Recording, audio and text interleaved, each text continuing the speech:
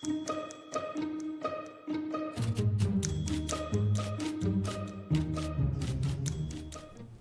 evening and welcome back to the streaming studio for Ask 9 Tonight. I'm Becky Phelps. I'm Jim Mertens, and I got to tell you the truth, over the next 100 days, actually fewer than 100 days right now, we're probably going to be talking a lot about what the legislature is doing and some of the bills that are being introduced. This is just day 4 of the legislature. We had the governor's condition of the state on Tuesday night. Then we had the judicial look at the condition of the judiciary. That would be yesterday, and then today, of course, very emotional day as the Adjutant General of the National Guard gave the condition of the Guard and honored the two National Guard soldiers who were killed in action in Syria earlier this year. Yes, that was about a 45-minute address this morning. About a third of it dedicated to those soldiers killed and their families as well, paying some tribute to them and their service. Yeah, and both houses had already passed resolutions honoring them. Their portraits are now in the rotunda on display at this moment. So it's an emotional start in many ways to the Iowa State Legislature, but there's a lot of work that still has to be done, in fact. A couple of days ago, Jim, you brought on the pages and pages and pages of bills already introduced to both the House and the Senate. So yes, we are knee-deep in legislation, and we have just started this week. We earlier had talked about the property tax reform and the property tax cap that the governor was talking about. We've also mentioned, and we'll get into it more, of course, in the days ahead, the eminent domain that the governor wasn't really in favor of. She vetoed the bill last year. The legislature, Republicans fighting against Republicans, pushing it again into this legislative session. But I wanted to spend a little time talking about higher education, because there's a man that is very active in higher education, because the House created in the last session the Higher Education Committee. In a lot of ways, the Iowa legislature took a look at K through 12 and has done a number of pieces of legislation regarding the schools, and are doing it again this session as well. But this session, it seems to be that they're really going to be taking a look at how the colleges and the community colleges, the universities and community colleges, teach, particularly the core curriculum, the general education bill. And we talked with the head of that committee. He's 30 years old. He's a 2018 graduate of Iowa State University. His name is Taylor Collins. He's from Mediapolis. And the bill that was introduced in regards to general education requirements, and this was very early on, it calls for getting back to the basics for teaching American civics and American history. But I just wanted to say that in this bill, this is the line that has a lot of people worried. It requires an undergraduate student to complete an introductory survey course in American history and in American government, but the course, and I quote now, shall not be exclusively or primarily devoted to the study of subgroups of Americans or other nationalities. In other words, you can't take just a women's history class or an African American history class. That doesn't count anymore. It has to be what they're considering a more well-rounded traditional American history and civics class. So I wanted to talk to this man. I wanted to learn more about why Taylor Collins believes that this is an important way to go. And so I got a chance to talk to him. We're going to air that interview in full for you now. Okay. If you're all set. Yep, we're good to go. Let me ask you, what are your legislative priorities for 2026? We're going to have a lot on the agenda. That first week, you're going to see the Higher Education Committee introduce 20 different committee bills. But you're going to see quite a few main focuses, mainly being on community college bachelor degrees. We had a study port last session that we asked for. We'll be rolling up our sleeves and looking at that issue this year. We'll be looking a lot at core curriculum, really making sure that we are returning to that true liberal arts education that our core curriculum was meant to be. And then we're also going to be looking at academic programs, making sure that our institutions, who are paid for by the taxpayer, are focused on really providing for the workforce needs of our state. And so you're going to see really themes around those three main things. And I want to start with the community college issue, because that seems to be where a lot of progress could be made in this coming year. Community colleges were always thought of as trade schools. And you're saying do not treat them that way. I think you want to be careful, because we don't want our community colleges to lose the mission that they have been really laid out to do. So trade schools, we want to make sure they maintain that. But at the same time, we want to provide flexibility to particularly community colleges in rural areas such as down here in southeast Iowa, southwest Iowa, and even some pockets of north central Iowa by allowing them to offer a limited number of bachelor degrees, particularly in high demand fields. So really sticking with our community college's workforce focused mission. So things like nursing, teaching, things that we really need trained professionals. I mean, that is the focus of the bill, and I think you're going to see broad support, bipartisan support, once we get introduced next week. Now, doing that, does that diminish the regent universities? I don't think so, because you're focused on a totally different demographic. And also, you're not going to see all community colleges explore this. So I think I heard recently this week from the Kirkwood Community College president. She says that we have four-year institutions right in our backyard, so there's no reason to do that. But listening to the presidents at, for example, Southeastern, Iowa Western, Iowa Central, they would benefit greatly by offering a limited number of degrees, particularly addressing fields that they're facing. So look at, for example, in Burlington here, you know, if a single mom wants to go ahead and upskill from being an RN to a BSN, let them do that. Let's not tie their hands.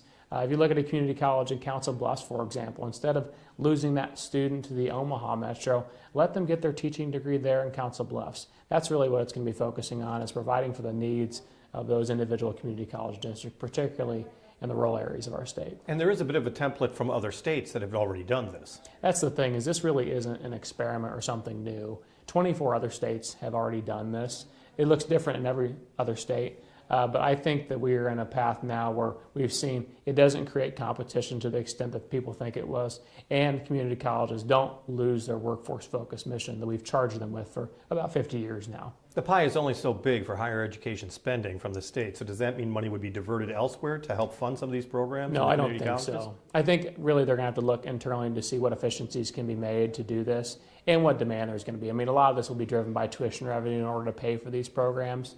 But looking at that study report, I believe over 70% of the faculty at our community colleges currently have the ability to teach bachelor's level programs. And so you're going to see a lot of capability that community colleges already have to do this. We just have to simply untie their hands and let them do it. Let's talk about the three universities, Iowa, Iowa State, and Northern Iowa.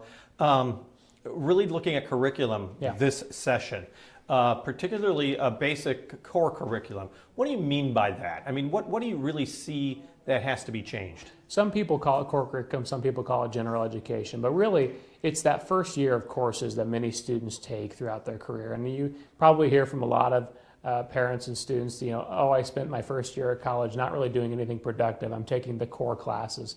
And looking at the core curriculum, they've been so degraded over the last 50 years. You know, you see a lot of requirements, particularly at the University of Iowa and Iowa State, under that DEI umbrella. I think I saw one of the classes recently that met that requirement was a course in witchcraft. You know, that's not what the core curriculum was designed to be. It was really to be a true broad spectrum of courses that gave everyone a civic mindedness. And so what I'll be doing particularly is removing the ridiculous requirements that I think we can all agree with, and then really introducing a core curriculum that requires courses such as those in American history and American civics. And those are two areas I want to get to, but the overview is becoming much more a legislative issue rather than letting the Board of Regents do this. Yep. Why do you think it's important for the legislature to step in when the Board of Regents hasn't? Well, I think the legislature stepping in because the Board of Regents hasn't really. And a lot of this has to be done in partnership with the Board of Regents. You're going to see in the bill I introduced next week, we're going to empower the board to review the core curriculum. This has really been something the board stayed totally out of so far. They've really left it to the faculty or the faculty senates. We're going to go ahead and require certain minimum standards as the General Assembly, and many other states do this, so this is not outside of any kind of regular bounds. But then we're going to empower the board to review the entire core curriculum to really make sure that we're returning it to the true liberal arts education that it was meant to be. Well, as you know, there's two new members of the Board of Regents. You have a new president of the Board of Regents. Yep. They all have been appointed by the governor. They both, or all three, have conservative viewpoints. Do you think thereby the legislature doesn't have to work so hard because, in other words, you have the people in place that you want in the Board of Regents? I don't think so. I think we still need to roll up our sleeves and make sure that we're providing good oversight. You know, it's important for us to have universities that we give over $500 million to a year to make sure that they're focused on the issues that are important to Iowans. But I'm really encouraged by the direction that the board has taken over the last year. It seems like they've recognized that there is a public opinion problem when it comes to higher education, and that they need to work with us rather than against us. So I've been very encouraged by the new president, Robert Kramer, and the new appointments of Steve Lacey in Peter County. I think they'll be excellent appointees, and I look forward to working with them in the coming session. And as you pointed out, the core being history as well as civics. Let's talk about history, because one person's history is another person's history. Yeah. It's not all the same. And it's not all about white men wearing powdered wigs anymore either. I mean, there has been great strides towards getting minority representation. Do you still want to see that? Because the way it sounds is that not necessarily that you want to see that. No, we want a broad look at history. I mean, we really want to cover everything, the good, the bad, and the ugly. And you're going to see pretty broad requirements when it comes to American history. That really will be figured out by the universities, but we need to make sure that we actually are requiring an American history course. I mean, right now we require nothing to that extent. And that really builds on the progress that we've made when it comes to K through 12 education. We just reviewed the social studies standards as a state, really beefed those up, because you're seeing across the country really a lack of basic civic literacy. And if we want to improve that, we really need to make sure that it's a priority when it comes to not just K through 12 education, but also higher education as well. I was going to ask that, shouldn't that be better served in the high schools rather than in college? It's a good question, but I think that if we didn't see such a lack of civic literacy, we wouldn't be looking at the higher education level. But looking at these courses, this is not going to be an exact requirement. I really want the universities to build on the education these students are getting at the K through 12 level. And I think we can do that if we all work together. There are certain other things that you plan on issuing in January. You were saying that you do want to this is from the last session, the Combating Terrorism, Terrorist Sympathizers Act. That never got out of committee, correct? That's correct, yeah. Okay, is that something that you plan on pushing again, and why do you feel that bill's so important? We're certainly taking a look at it. The Attorney General has set up her anti-Semitic task force, I believe it is, and so she's really looking at that issue. I introduced that bill really just to start the conversation, because I believe there is anti-Semitism going on campus, and it's absolutely inappropriate, some of the comments that are being made by faculty and students, and the fact that we see some of these protesters basically supporting Hamas. That's ridiculous, and I think symptomatic of a larger issue we're seeing on campus. You had also planned to introduce in January a Charlie Kirk discussion series, so to speak, as a requirement at 3 universities. Do you still plan on introducing that? Well, really building on the progress we've made when it comes to the Center for Intellectual Freedom at the University of Iowa and the Centers for Civic Education at UNI and Iowa State. I believe those centers really should serve as our starting point when it comes to starting some of these conversations on campus. That's one of the complaints I hear from students, is they don't really feel like there's much debate going on campus. And that's the whole point of college, right, is to debate these good issues and get them out there.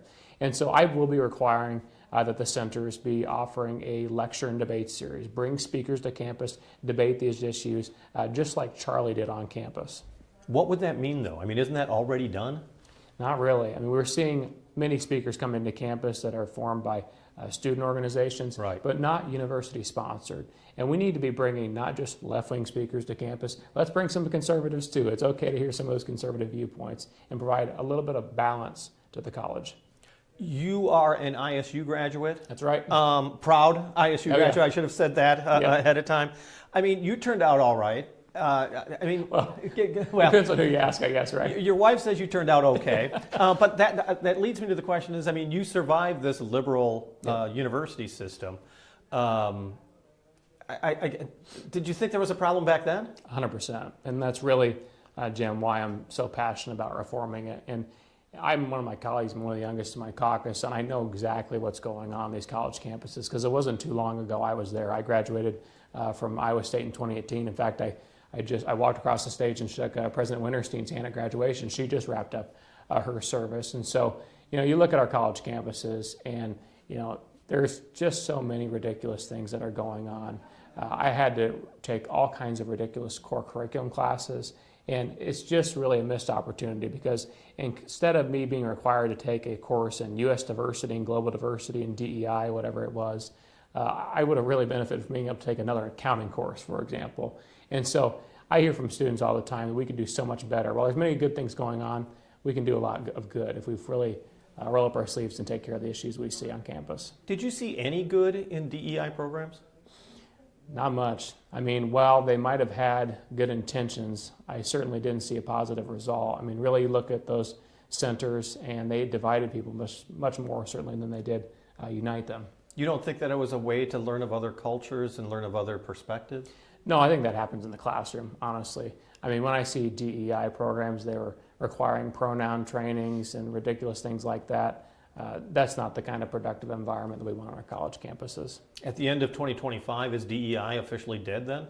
We're getting pretty close, but when it comes to the core curriculum, I think we need to deal with that next. And so other than the core curriculum, is there anything in particular that you still think needs to be accomplished when it comes to getting rid of DEI? We're certainly watching and making sure that all the bills we passed over the last few years are being followed. For example, over the interim, we ran into an issue at the University of Iowa where they were still offering DEI programming. We had university employees that were on camera basically admitting they were still doing that, and that prompted the governor to request an investigation by the Attorney General. And so when it comes to those kind of issues, it's really making sure that we are following through and making sure these laws are being followed at this point rather than pieces of legislation being thrown out there. As you have heard time and time again, aren't you just replacing one ideology with another? No, the point is really to provide balance, okay?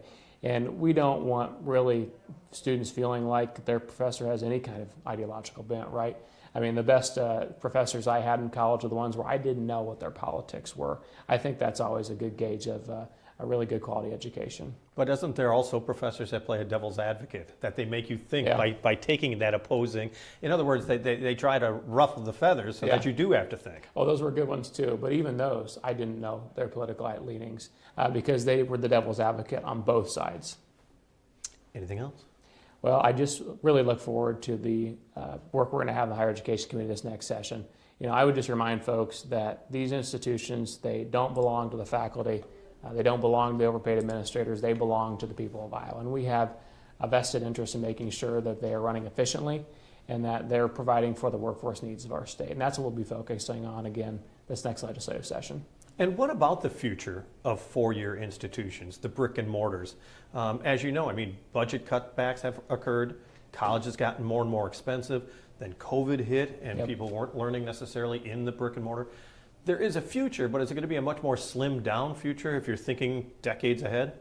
It could be. It really depends on the return investment that the institutions are providing. I tell the presidents all the time, you know, if you're providing a quality product, people are going to want to go there. And so higher education is going to look different. I think that's why we need to be looking at things like three-year degree programs. That's something that's coming down the pike, and we required it this last legislative session. You're also going to see a more focus on Work Plus programs. You know, down here in Des Moines County, we have an excellent program with the hospital and the community college where the hospital actually pays for the tuition for those students as long as they sign up to be a nurse once they're done with their education. And so you're going to see higher education change from what it used to be, but I think it's still going to have a tremendous role. I appreciate your time. Thank you so much. Appreciate it. Thank you. Yep. State Representative Taylor Collins, a Republican from Mediapolis. The reason why I just think this interview is so important, of course, is because Republicans have the majority in the House and the Senate, and you have a Republican governor. So a lot of these changes that they're suggesting will ultimately come to a vote in the legislature and could perhaps really change a generational shift of how we look at the public universities, the community colleges throughout the state of Iowa. Thank you, Jim, for going in and doing that interview. It's really so fascinating to get that kind of insight to who is, you know, currently a very powerful member of our House. Yeah, for a person who is in his not second session, but his second term, and is 30 years old, a recent graduate of ISU, and he feels still that he has a major stake to play in the future of education in Iowa. You've got a story coming up tonight at 10. Tonight at 10, we will, of course, take a look at more of his interview. That interview will be featured, and yeah, as you said, that's coming up tonight at 10. All right. Thank you all so much for joining us here tonight on Ask 9. As always, if you've got anything you'd like us to take a look into here on the show, shoot us a message on Facebook or an email. And again, join Jim tonight at 10 for more on that interview from Representative Collins.